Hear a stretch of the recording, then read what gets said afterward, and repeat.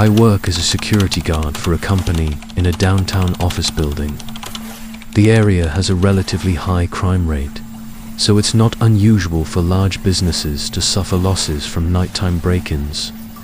Normally, I have a co-worker with me, but this month, I've been working alone while my company trains a new hire.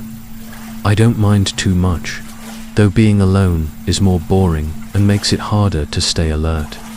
Sometimes, having a partner can be annoying, depending on who it is. Anyway, about 2 weeks into this month, I was doing my usual patrol of the parking lot when I noticed a couple of guys on the far side of the street. They were standing in the shadows, looking in my direction. I wasn't sure if they were watching the building or looking at me, but it gave me an uneasy feeling. The next time I came around, they were gone. I made a mental note of it, but didn't think too much about it. The rest of the night was quiet, and I left at 6 a.m. with nothing to report. Over the next few days, nothing noteworthy happened. But then, one night, late on the weekend, I was doing another round outside and saw them again.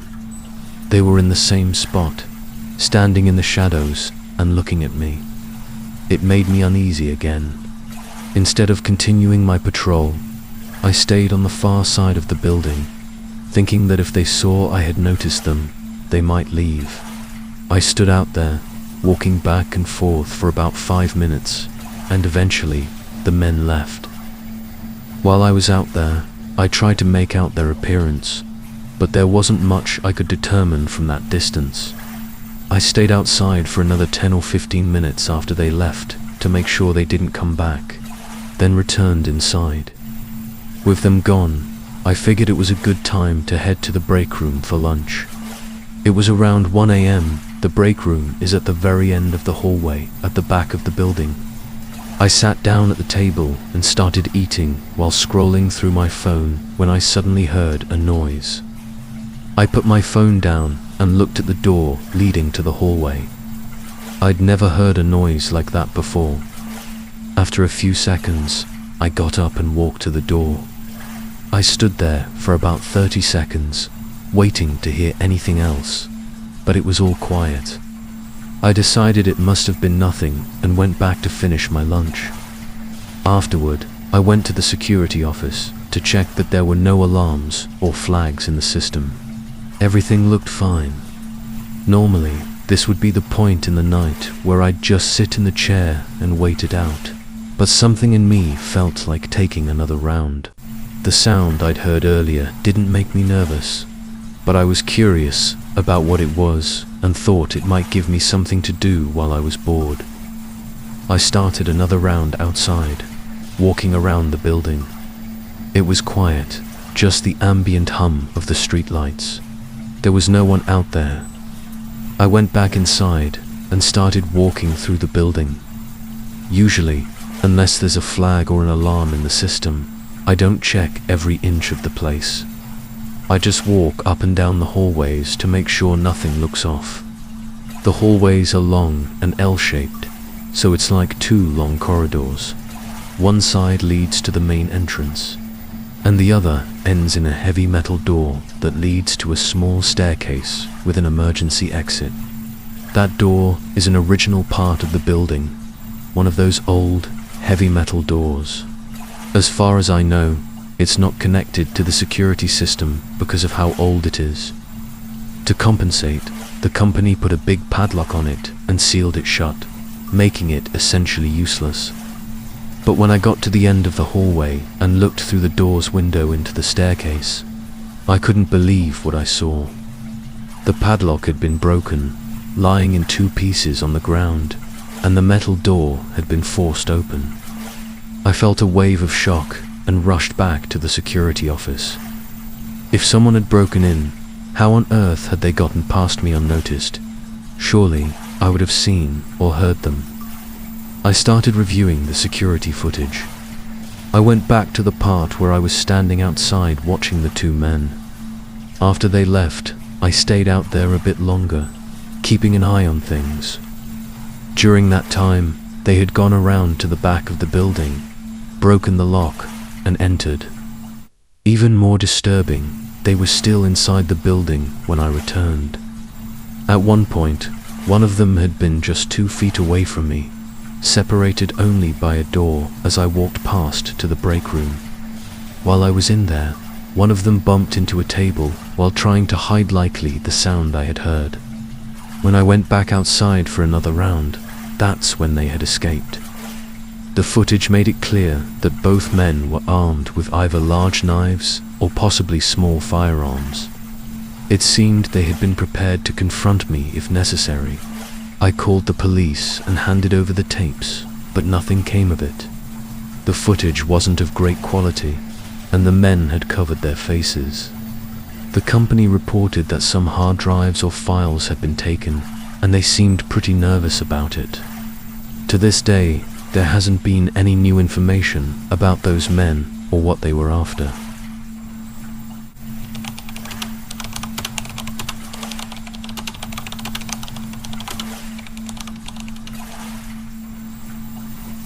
I work the night shift at a hospital, specifically in the ER. I'm a receptionist, usually checking people in. While we see plenty of crazy things here, every night is unpredictable. This particular night started quietly.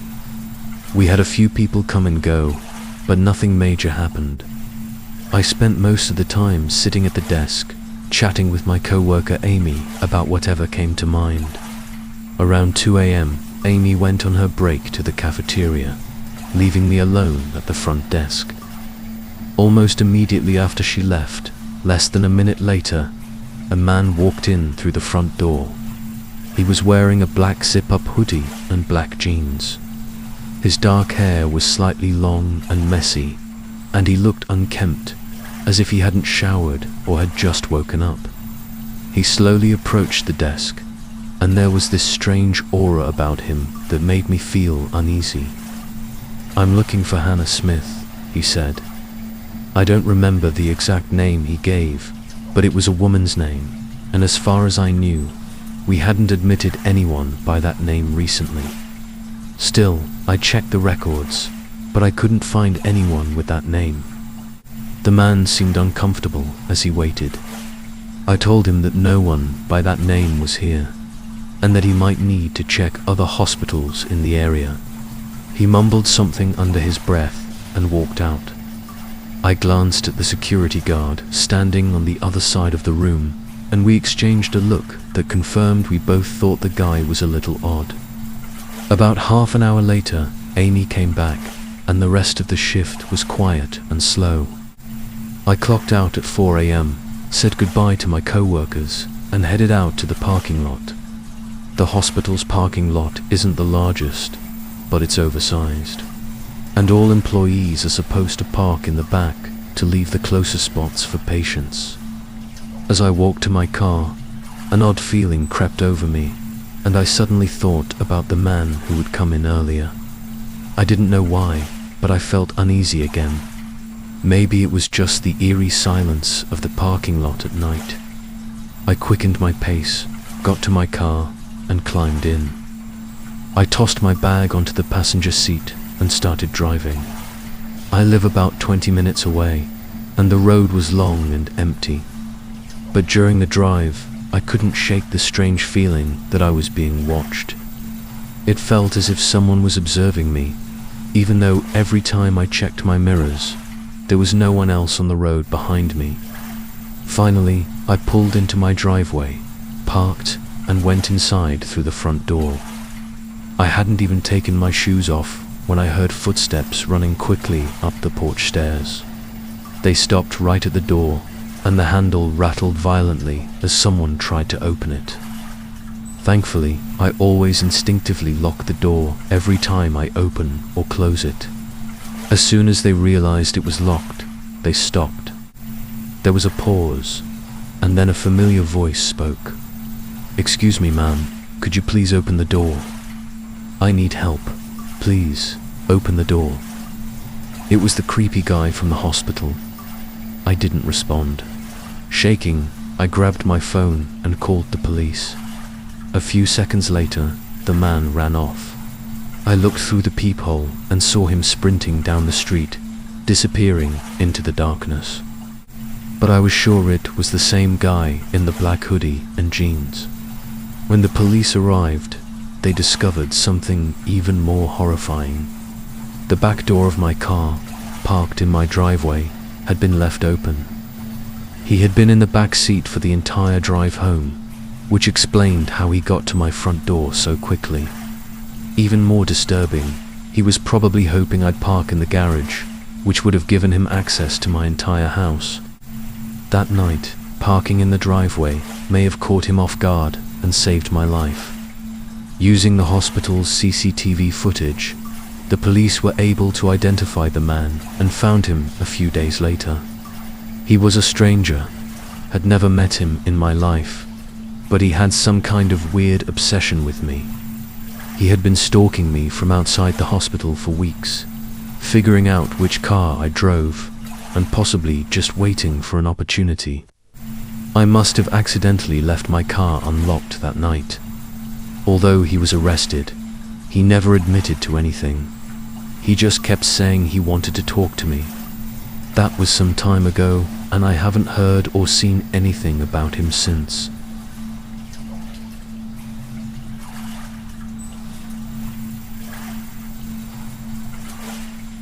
When I was in my mid-20s, I worked the night shift at a 7-Eleven. I was also taking online classes at the time, and I figured most shifts would be slow enough that I could get some schoolwork done while I worked. For the most part, this plan worked out. I was the only one there, and it was rarely busy. Whenever someone came in, I'd just set my laptop aside, help them, and then get back to studying once they left. This particular night, it was cold and raining outside, which always made me happy because it meant almost no customers would show up. I pulled out my laptop and focused on my schoolwork for nearly 2 hours straight when the front door opened and a man walked in. He looked to be around 30 years old, with a beard and short hair. I closed my laptop, set it aside, and waited for him to approach the counter. The man wandered around the aisles for a minute or two, then walked out, got into his car, and drove away. I didn't think much of it, grabbed my laptop again, and continued working.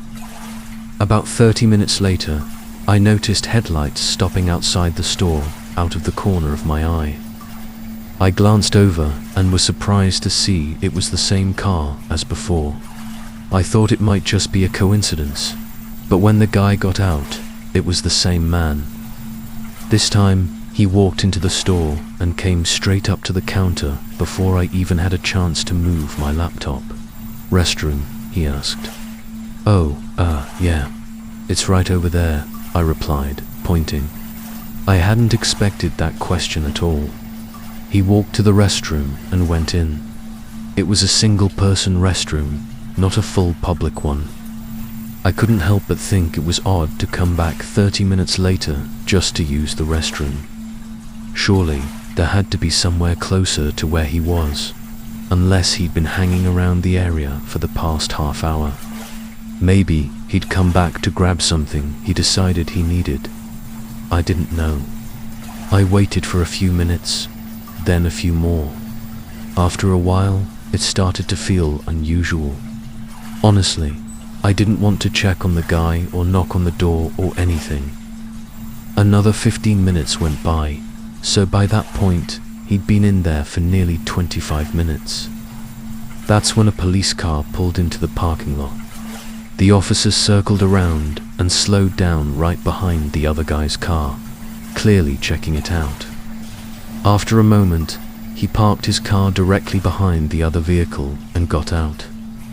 The officer walked into the store, glanced around the sales floor, then looked at me and asked if I knew who owned the car outside. The officer didn't just look curious, he looked concerned. I pointed to the restroom and told him the guy had been in there for a while. The officer walked over and didn't hesitate to start banging on the door. Clearly, something was seriously wrong. After a minute of knocking and yelling, The officer turned to me and asked if I had a key to the door. I was shaking a bit, but sifted through the drawers under the counter, eventually finding the key. I ran over, handed it to him, and he unlocked the door, opening it with his gun drawn. The room was empty. I couldn't believe it. After being questioned for a minute, I assured the officer that the man had gone in there and never came out. The officer conducted a more thorough search and then noticed something: the ceiling was accessible. It was one of those drop ceilings made of tiles you can push up and move. I guessed the man had climbed onto the sink and somehow pulled himself up. The officer called for backup, and within 15 minutes, they found the man hiding inside the ceiling. They pulled him out and arrested him. As I was told later, the man had been on the run after doing some truly horrible things to random, innocent people earlier that night. They had a description of him and his car from security cameras at another store. The officers told me it seemed like I got really lucky. The people the man had previously hurt were all alone in the middle of the night, either working or just walking around outside.